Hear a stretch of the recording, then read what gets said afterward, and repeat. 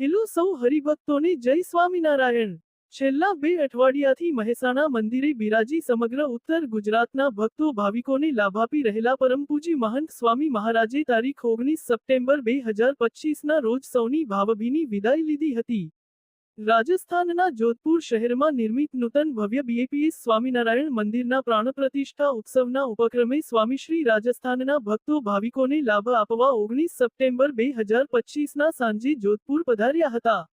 આપણે સૌ જાણીએ જ છીએ કે ગુરુહરિ મહંત સ્વામી મહારાજ 92 વર્ષની જેફ વયે પણ કેટલું વિચરણ કરે છે અને ખાસ તો વિચરણની સાથે સાથે મહંત સ્વામી મહારાજ દિવસે ને દિવસે યુવાઓની એવી સ્ફૂર્તિ હોય તેવા તેજોમય દેખાય છે જે આપણે અહીંયા દેખાય છે, જે કેવળ ને કેવળ ભક્તોના ભક્તિના લીધે આ શક્ય છે।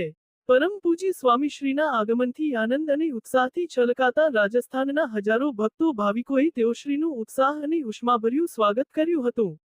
જુઓ તો ખરા આ મારવાડ પ્રદેશના ભક્તોનો ઉત્સાહ સ્વામીશ્રીનું કેવું ભવ્ય સ્વાગત કર્યું। જોધપુર અક્ષરધામ મંદિરની આખરી ઓપ અપાઈ રહી છે ત્યારે રાજસ્થાનના હજારો હરિભક્તો રાત દિવસ જોયા વિના સેવા કરી રહ્યા છે। જો તમે માત્ર 2 દિવસ પહેલાનો આ અક્ષરધામનો વિડીયો જોશો તો તમને એમ થશે કે આ મંદિરનું કાર્ય તો હજી કેટલું બાકી છે અને હજી પણ તમે સ્વામીશ્રીના સ્વાગત દરમિયાન મંદિરના કેમ્પસ પર નજર કરી શકો છો કે કેટલું કામ ચાલી રહ્યું છે। પણ જ્યારે મૂર્તિ પ્રતિષ્ઠાના દિને દર્શન કરીશું ત્યારે મારવાડ પ્રદેશના સંતો અને હરિભક્તોની સેવાનો ચમત્કાર દેખાશે। સ્વામીશ્રીના સ્વાગત માટે આખો સભા મંડપ ખસોખસ ભર્યો હતો।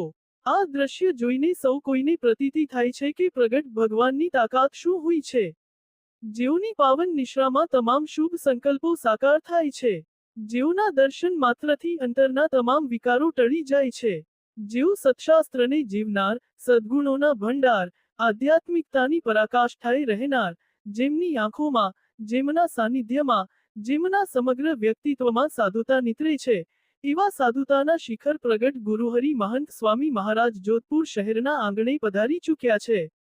જોધપુરમાં ગુરુહરિ મહંત સ્વામી મહારાજનો કાર્યક્રમ જોઈએ। આ પહેલા જો તમે અમારી ચેનલને સબસ્ક્રાઇબ ના કર્યું હોય તો પહેલા સબસ્ક્રાઇબ કરી દેજો જેથી તમને સ્વામીશ્રીની આવી જ લેટેસ્ટ માહિતી મળતી રહે। તારીખ 20 સપ્ટેમ્બર 2025 શનિવારે સાંજે 5:30 વાગ્યાથી 8 વાગ્યા દરમિયાન સત્કાર સભા યોજાશે।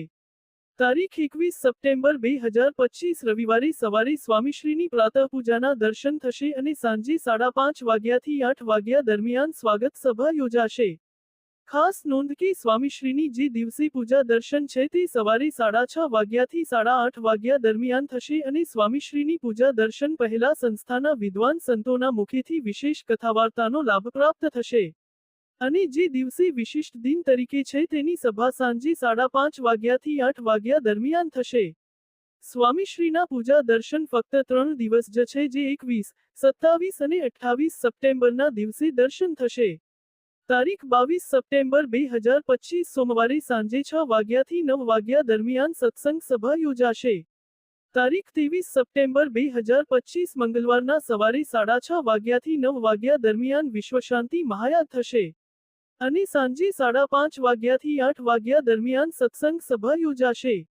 તારીખ 24 સપ્ટેમ્બર 2025 બુધવારના સવારે 6:30 વાગ્યાથી 9 વાગ્યા દરમિયાન વિશ્વશાંતિ મહાયાગ થશે અને બપોરે 3 વાગે ભવ્ય શોભા યાત્રા યોજાશે। તારીખ 25 સપ્ટેમ્બર 2025 ગુરુવારના સવારે 6:30 વાગ્યાથી 9 વાગ્યા દરમિયાન મૂર્તિ પ્રતિષ્ઠા વિધિ થશે અને સાંજે 5:30 વાગ્યાથી 8 વાગ્યા દરમિયાન લોકાર્પણ સમારોહ યોજાશે। આ મૂર્તિ પ્રતિષ્ઠા મહોત્સવમાં રાજસ્થાનના મુખ્યમંત્રી પણ ઉપસ્થિત રહેશે।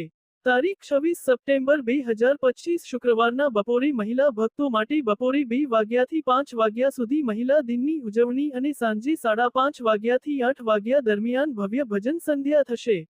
તારીખ 27 સપ્ટેમ્બર 2025 શનિવારે સવારે સ્વામીશ્રીની પ્રાતઃપૂજાના દર્શન થશે અને સાંજે 5:30 વાગ્યાથી 8 વાગ્યા દરમિયાન સ્વામીશ્રીનો સન્માન સમારોહ યોજાશે।